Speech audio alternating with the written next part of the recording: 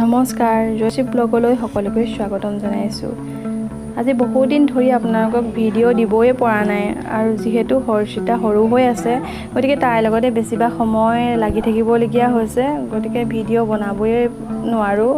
এতিয়া যে ভিডিঅ' বনাবলৈ অকণমান অসুবিধাই হয়, তাই যিহেতু সৰু আৰু তাইৰ লগতে দিনটো যায়গৈ আৰু ৰাতি হ'লেও প্ৰব্লেম। গতিকে আজি ভাবিলোঁ ভোট জলকীয়া আচাৰ বনাইছিলোঁ আৰু তাকে আপোনালোকৰ আগত শ্বেয়াৰ কৰোঁ বুলি ভাবিলোঁ। আপোনালোকে দেখিছে এইখন ফুলনি বাগিচা মই কৰা, ভাবিলোঁ আপোনালোকক আগত শ্বেয়াৰ কৰোঁ, দেখাওঁ মোৰ ফুলনি বাগিচাখন কেনেকুৱা লাগিছে। প্লিজ কমেণ্টত জনাব। আৰু মই এইবিলাক ভিডিঅ' যে ইউটিউবত আপলোড কৰিছোঁ, লাইক কমেণ্টৰ কাৰণে মই ভিডিঅ' আপলোড কৰাই নাই, যিহেতু আগতে কৰিছিলোঁ, কিন্তু এতিয়া ভাবিলোঁ এইবিলাক ডাঙৰ হ'লে হৰ্ষিতা আৰু আইতাই চাব পাৰিব, মেমৰি হিচাপে থাকি যাব ইউটিউবত ভিডিঅ' সকলো, সেইকাৰণে আপলোড কৰিবলৈ চেষ্টা কৰিছোঁ যিমান পাৰোঁ আৰু এইবিলাক মেমৰি থাকি যাব। এই দেখিছেনে মধুৰি লাগিছে, চাপৰতে লাগিছে আমাৰ মধুৰিজোপা। ব'লক এতিয়া ভিডিঅ'টো আপোনালোকৰ আগত দেখাওঁ। জলকীয়াখিনি প্ৰথমতে ধুই ল'ব, ধুই লৈ পানীটো অলপ যাবলৈ দি কাটি ল'লোঁ ধুনীয়াকৈ সৰু সৰুকৈ। তাৰপিছত তাত নিমখ দিলোঁ, নিমখখিনি ধুনীয়াকৈ মিক্স কৰি ল'ব যাতে জলকীয়াখিনি নিমখখিনি প্ৰায় সোমাই যায়।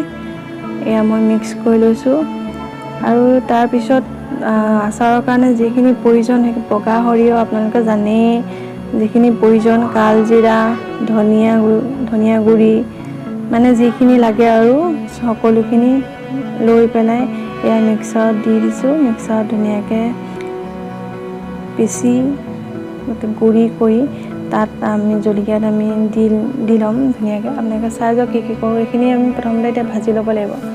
ভাজি অলপ মানে ভাজি থাকিব আৰু অলপ মানে গৰম হৈ তাৰপিছত ধুনীয়াকৈ নমাই দিব। গৰম হোৱাৰ পিছত নমাই লৈ পেলাই তাৰপিছতহে মিক্সাৰত দিব। গৰমে দি দিব, অকণমান ঠাণ্ডা হ'বলৈ দিব।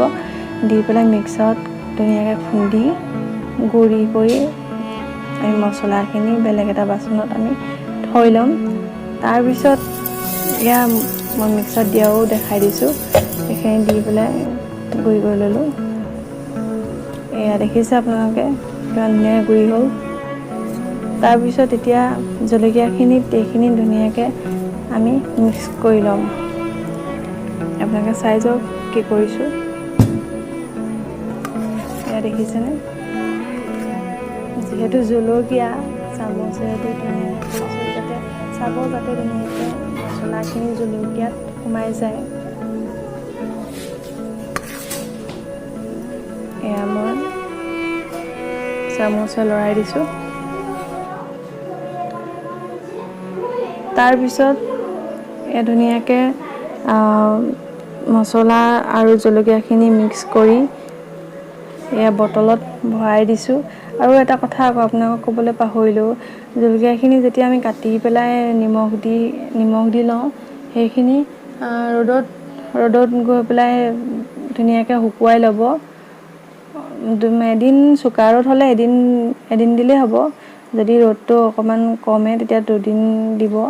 2 দিন 3 দিন দিব লাগে, জলকীয়াখিনি যাতে বেছি শুকায়ো যাব নালাগে, বেছি মানে কেঁচা হৈও নাথাকে।